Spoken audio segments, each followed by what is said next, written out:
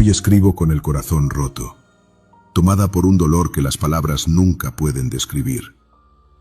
Perdí a mis hijos, perdí a mi familia y perdí un pedazo de mí para siempre. Asumo, públicamente, que cometí errores en mi matrimonio. Errores que duelen, que causaron dolor y que nunca deberían haber sucedido. Llevaré por el resto de mi vida el peso de mis decisiones y las consecuencias que ellos provocaron. Nada de lo que diga ahora será capaz de cambiar lo que ha pasado. Pero también tengo que decir que no hay justificación para la tragedia que destruyó a nuestra familia. Mis hijos eran inocentes y llenos de vida, sueños y amor. No se merecían nada de eso. Eran la luz de mis días y ahora vivo en la oscuridad de anhelo y arrepentimiento. Pido perdón a nuestras familias, amigos y a todos los que están sufriendo con nosotros. Pido perdón en especial a mis hijos, que ya no están para escuchar mi voz decir lo mucho que fueron amados. Estoy viviendo la peor pesadilla que una madre puede tener. Que Dios tenga misericordia de nosotros y reciba a mis hijos en sus brazos. Que descansen en paz. Lo conocían todos en Itumbiara. Tales Machado caminaba por las calles del municipio con la soltura de quien había construido una vida que parecía inquebrantable. A sus 40 años, había alcanzado todo lo que un hombre de su generación podía ambicionar en una ciudad del interior de Goiás, un cargo de poder como secretario de gobierno, una familia que proyectaba la imagen perfecta, el respeto de la comunidad y un futuro político que se extendía ante él como una autopista sin obstáculos. Era ingeniero agrónomo, había estudiado administración y desde 2021 ocupaba uno de los puestos más estratégicos del gobierno municipal. Pero había algo más que definía su posición en esa estructura de poder. Era el yerno del alcalde Dione Araujo, lo que lo convertía no solo en un funcionario competente, sino en un heredero político natural. Las mañanas en la secretaría transcurrían entre reuniones, firmas de documentos y negociaciones con líderes comunitarios. Dales había aprendido a moverse en ese ecosistema con una mezcla de eficiencia técnica y astucia política. Sus colegas lo veían como un hombre centrado, quizás un poco distante, pero siempre profesional. Nadie percibía las grietas que comenzaban a formarse bajo esa fachada impecable. En la política municipal brasileña, especialmente en ciudades medianas como Itumbiara, el poder se construye sobre redes familiares y lealtades que trascienden lo institucional. Dales no solo administraba la ciudad, era parte de un proyecto dinástico que lo colocaba en la antesala de una candidatura propia para las elecciones de 2026. Pero en el interior de su hogar, lejos de las oficinas gubernamentales y los eventos públicos, algo había comenzado a desmoronarse. Las sospechas llegaron primero como susurros en su mente, pensamientos que intentaba descartar, pero que regresaban con mayor insistencia cada noche.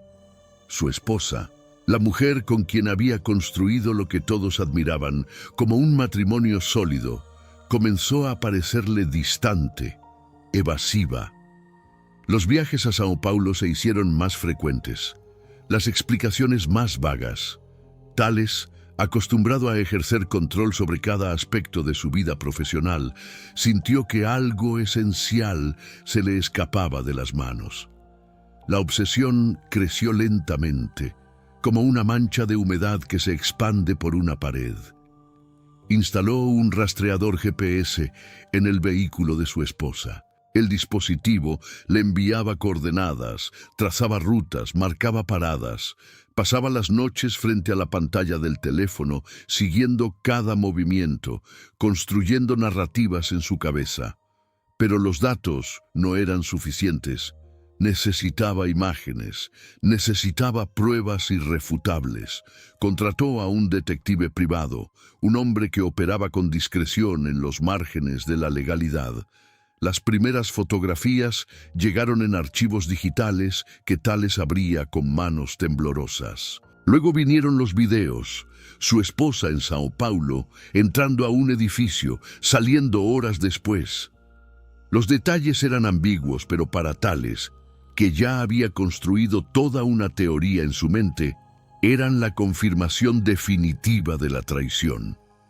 Lo que para cualquier observador externo podría haber sido el doloroso descubrimiento de una crisis matrimonial, para Tales Machado se convirtió en algo mucho más devastador: la destrucción de su identidad completa. No era simplemente que su esposa lo hubiera engañado, era que el mundo entero, ese mundo que él controlaba con mano firme desde su despacho gubernamental, se revelaba como una farsa.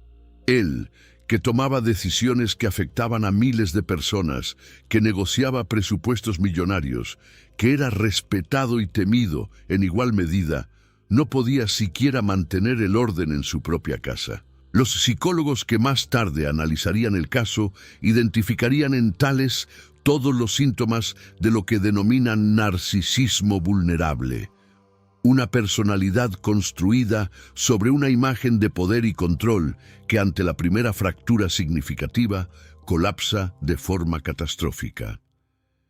Tales no había desarrollado las herramientas emocionales para procesar el fracaso, la humillación o la pérdida. Su mundo operaba bajo la lógica binaria del éxito o la aniquilación total. No existía para él un término medio. No había espacio para la negociación, el perdón o la reconstrucción. Si su matrimonio se derrumbaba, entonces todo debía derrumbarse con él. Durante los días previos al 11 de febrero, Tales comenzó a mostrar señales que sus colaboradores más cercanos recordarían después como advertencias ignoradas.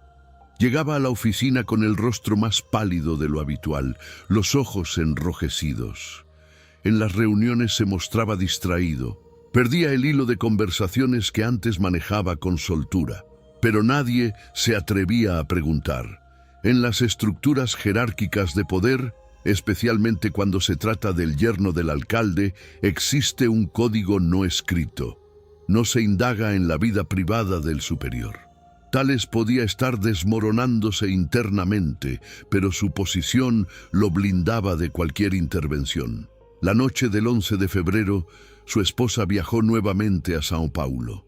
Para Tales, esto no era un simple viaje de negocios o una visita familiar, era la confirmación final, el momento en que ella elegía deliberadamente al otro, al rival invisible que había ocupado el centro de todos sus pensamientos durante meses.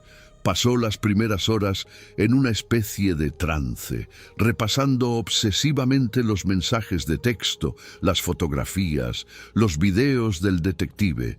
Su mente construía escenas completas, diálogos que nunca había escuchado, traiciones imaginadas con un detalle cinematográfico. En algún momento de esa noche, Tales tomó la decisión. Los especialistas en comportamiento suicida describen este instante como el túnel cognitivo, un estado mental en el que todas las alternativas desaparecen y solo queda visible una única salida. Para Tales, esa salida no era simplemente quitarse la vida. Eso hubiera sido, desde su perspectiva distorsionada, otorgarle a su esposa una victoria final. Ella quedaría libre, podría rehacer su vida con el amante, continuaría con su existencia mientras él desaparecía en el olvido. Eso era intolerable. La venganza que comenzó a diseñar en su mente no era impulsiva ni desordenada. Tenía la lógica retorcida de quien ha perdido completo contacto con la realidad moral, pero mantiene intacta su capacidad de planificación.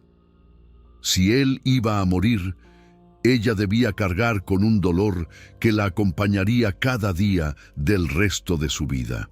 Y lo único que podía causar ese nivel de sufrimiento era arrebatarle lo más valioso, sus hijos.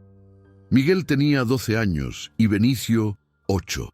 Eran niños que asistían a la escuela, jugaban fútbol los fines de semana, aparecían en las fotografías familiares con sonrisas genuinas. Tales los amaba a su manera, una forma de amor que estaba profundamente entrelazada con su sentido de propiedad y control.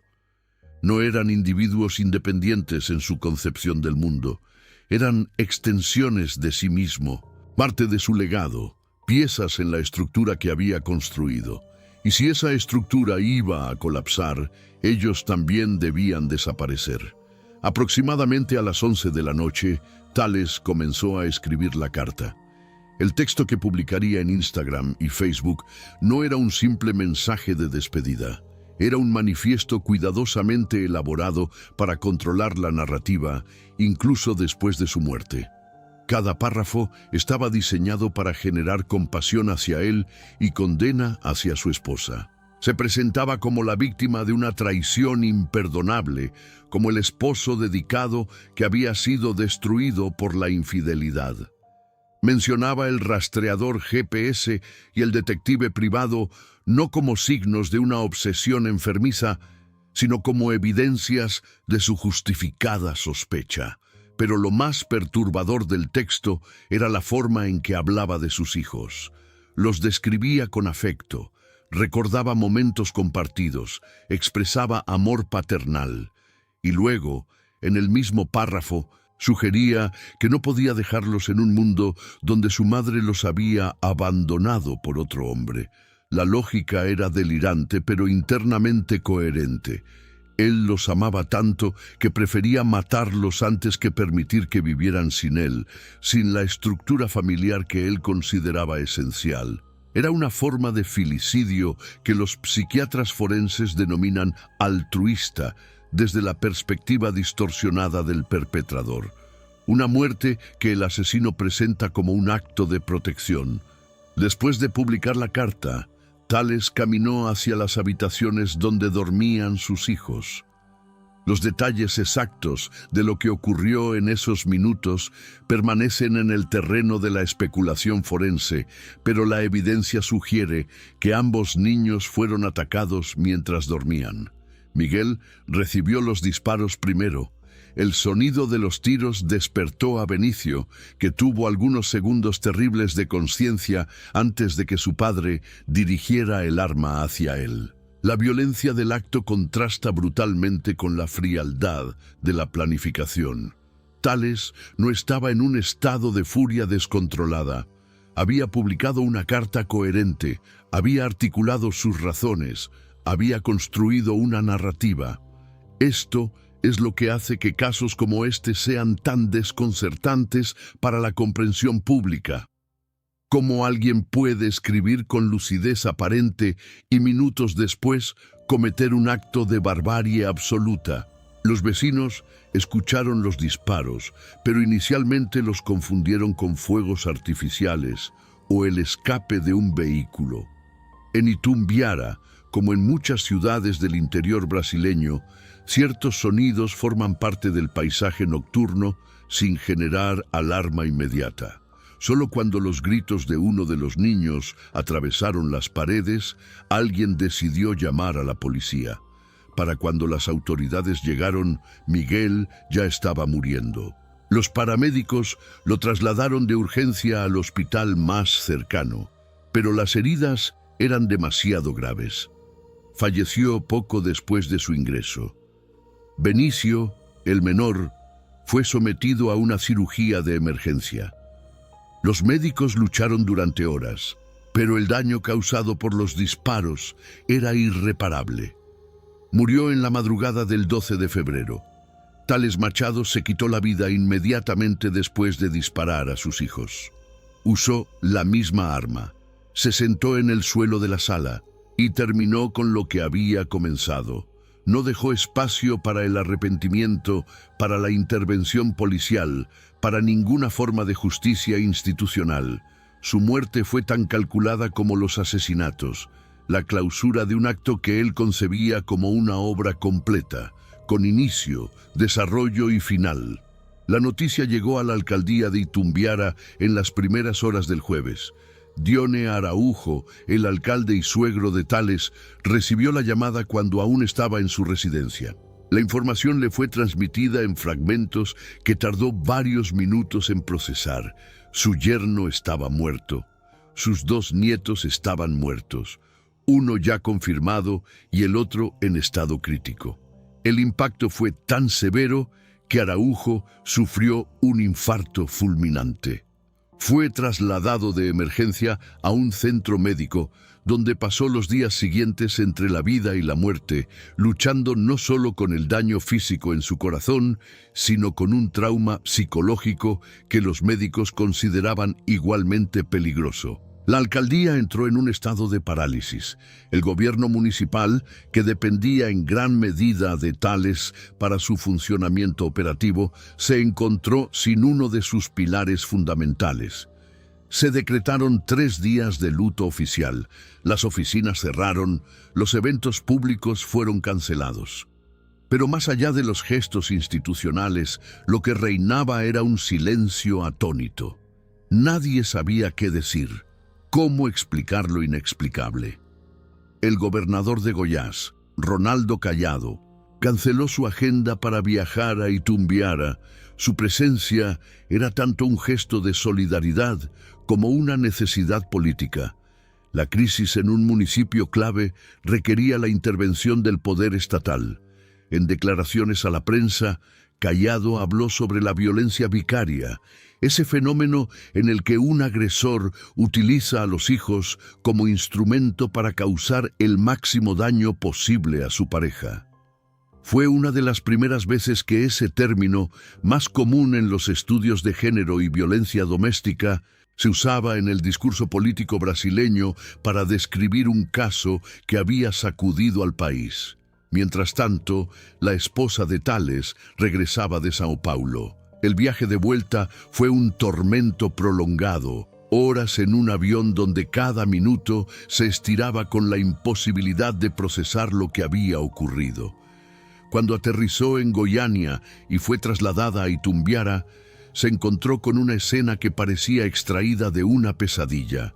Sus 2 hijos muertos, su esposo muerto, su padre hospitalizado por un infarto, y ella convertida en el centro de una controversia que amenazaba con destruirla. La carta que Tales había publicado antes de morir circulaba por todas las redes sociales. Había sido compartida miles de veces antes de que las plataformas la eliminaran. El daño ya estaba hecho.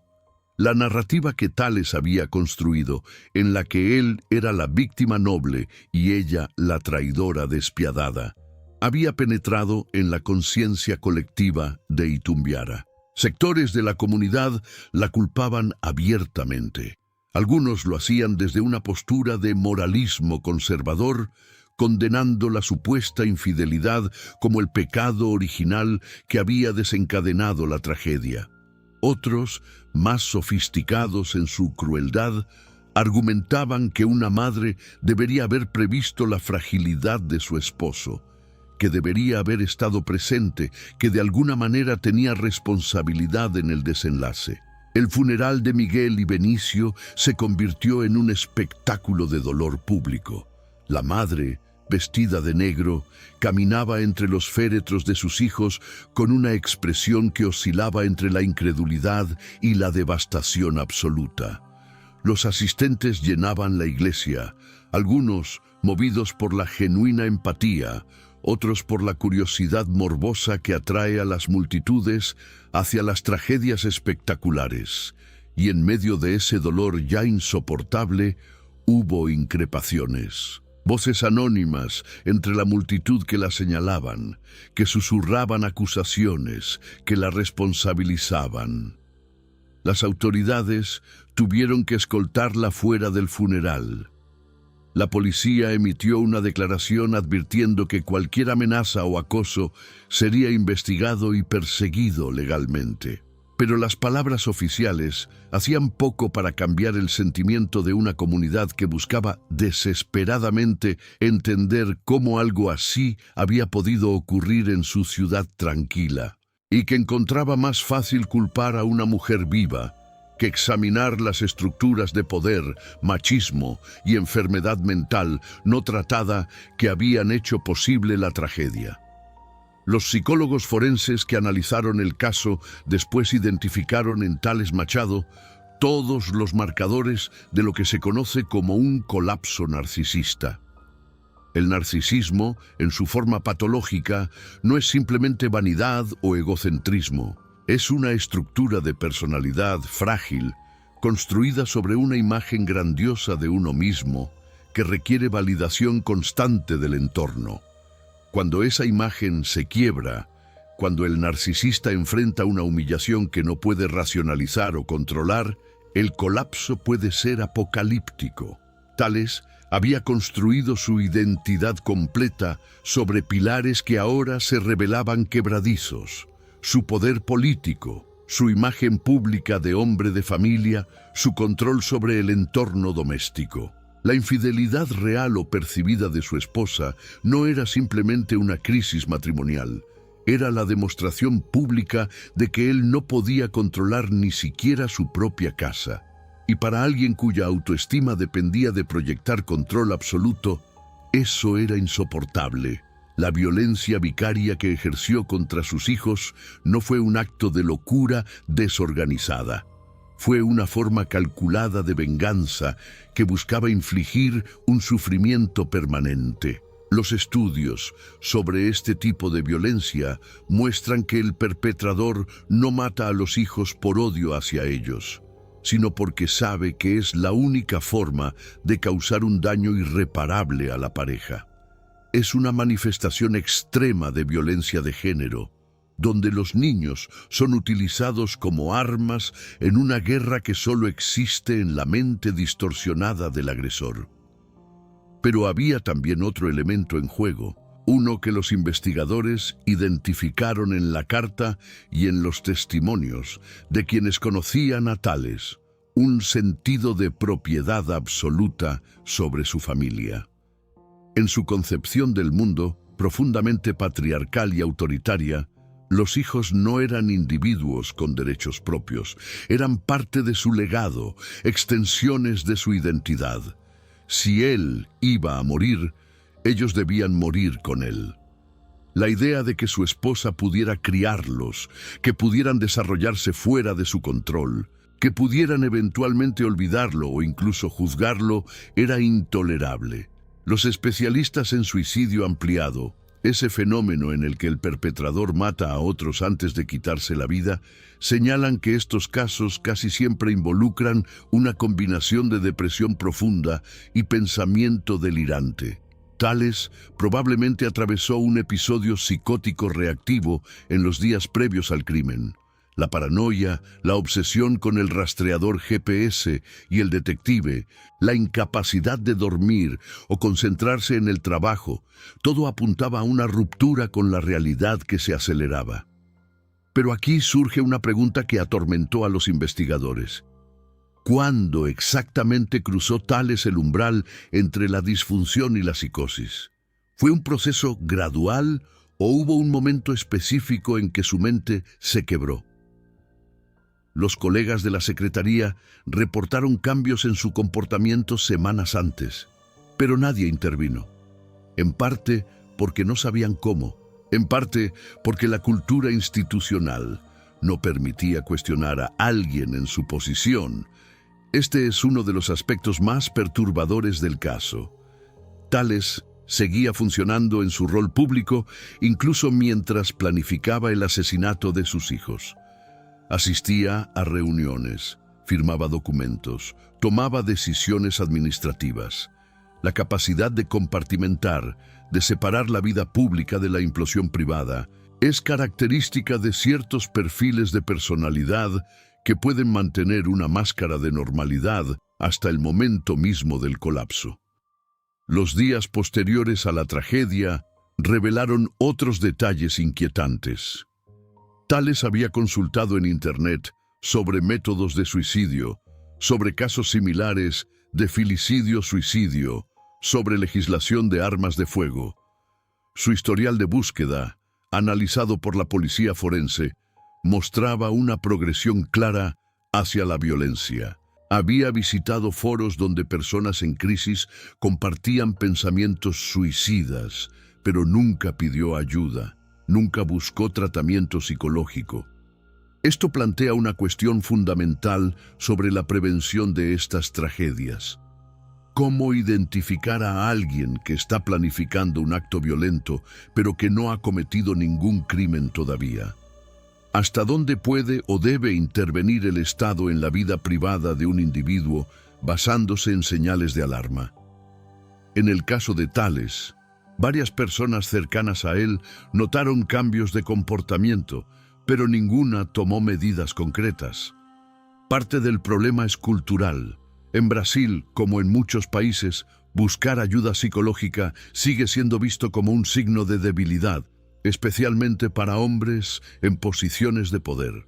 La tragedia de Itumbiara expuso también las limitaciones del sistema de salud mental en ciudades medianas. Thales tenía acceso a recursos económicos y posición social suficiente para buscar tratamiento privado, pero nunca lo hizo. Y no hay evidencia de que el gobierno municipal, a pesar de tener programas de salud mental para la población general, ofreciera algún tipo de apoyo psicológico a sus funcionarios de alto nivel. Existe una suposición implícita de que quienes ocupan posiciones de poder son inmunes a las crisis emocionales, o al menos suficientemente fuertes para manejarlas sin ayuda externa. Los meses siguientes al crimen trajeron un debate nacional en Brasil sobre varios temas interconectados: la violencia vicaria, la salud mental de los funcionarios públicos, el machismo estructural que permite que algunos hombres vean a sus familias como propiedades, y la necesidad de protocolos de intervención temprana.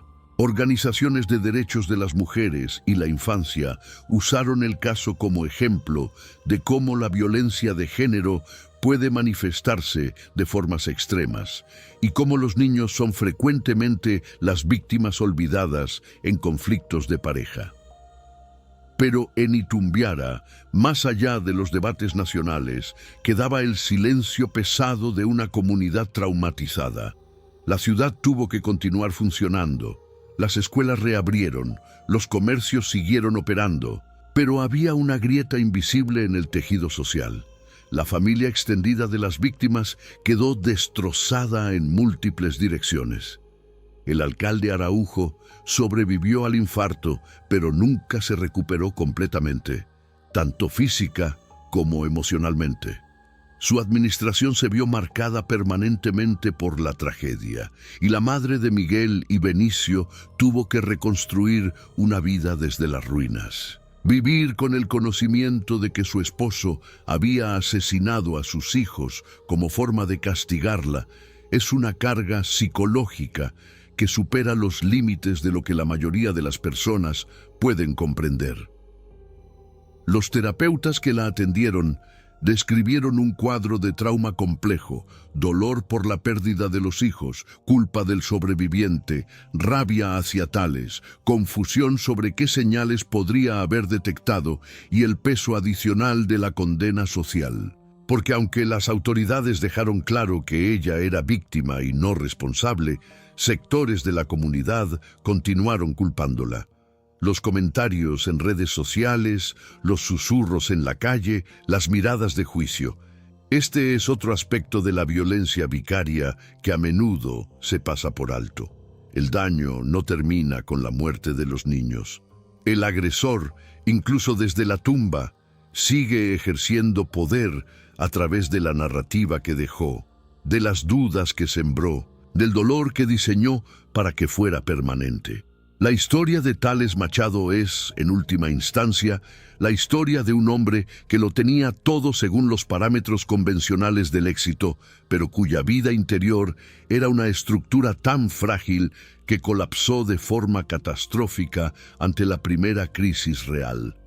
Es la historia de cómo el poder puede coexistir con la vulnerabilidad psicológica extrema, de cómo la imagen pública puede ocultar abismos privados y de cómo la incapacidad de procesar el fracaso, la humillación o la pérdida puede transformarse en violencia cuando no hay herramientas emocionales ni redes de apoyo que intervengan a tiempo. 2 niños murieron porque un adulto no pudo soportar que su mundo no funcionara exactamente como él lo había diseñado. Y esa es quizás la lección más dolorosa de todas, que en la mente de ciertos individuos, destruir lo que más dicen amar puede parecer la única forma de mantener el control cuando todo lo demás se desmorona.